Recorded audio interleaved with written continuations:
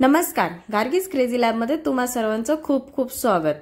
ही आहेत शेवग्याची पाने। शेवग्याच्या शेंगा तर सगळ्यांनाच माहित आहेत। तर आपण आज या पानांपासून काय बनवणार आहोत ते पाहूयात। त्यासाठी आपण पहिले पानं काढून घेतलेली आहेत। याच्यामध्ये जी डार्क ग्रीन वाली जी पानं असतात त्याची फक्त आपण पानं घेणार आहोत, डेट घेणार नाही आहोत। आणि कवळ्या पानांचे डेट घेतले तरी चालतात। विटामिन ए बी सी या भाजीमध्ये जास्त प्रमाणात असतं। मधुमेह, हाय बीपी किंवा वातविकार असल्यास ही भाजी अतिशय गुणकारी आहे। प्रतिकारशक्ती वाढवण्यास ही भाजी उपयुक्त आहे। अशा प्रकारे आपण पानं नीट काढून घेतलेली आहेत। ती स्वच्छ 2-3 पाण्यातनं धुतलेली आहेत।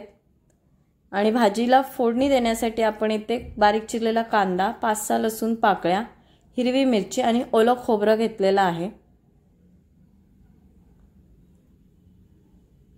साधारणतः एक मीडियम साईजचा कांदा आहे आणि 4-5 पाकळ्या आपण चेचून घालणार आहोत। तेल गरम करत ठेवले, त्यात 1 चमचा जिरं घातले। जिरं थोडं तडतडलं की आपण हिंग घालणार आहोत। बारीक ठेचलेलं लसूण, बारीक चिरलेला कांदा आणि मिरची ते छान आपण परतवून घेणार आहोत। पहिले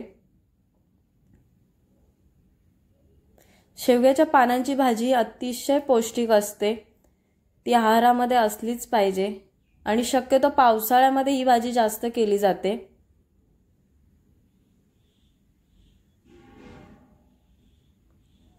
थोडी हळद घातली आहे।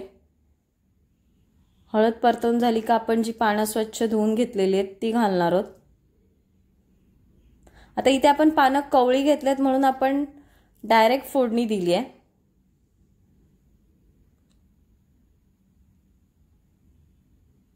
ओला खवलेला नारळ घातलाय आणि चवीनुसार मीठ घालणार आहोत। चवीनुसार मीठ। आता ही पाने आपण कवळी घेतलेत म्हणून आपण डायरेक्ट फोडणी दिली आहे। जर पानं थोडी डार्क ग्रीन असतील, थोडी जून वाटत असतील तर ती वाफवून घ्यायची असतात। तर आपली इथे शेवग्याच्या पानांची अतिशय पौष्टिक अशी भाजी रेडी झालेली आहे।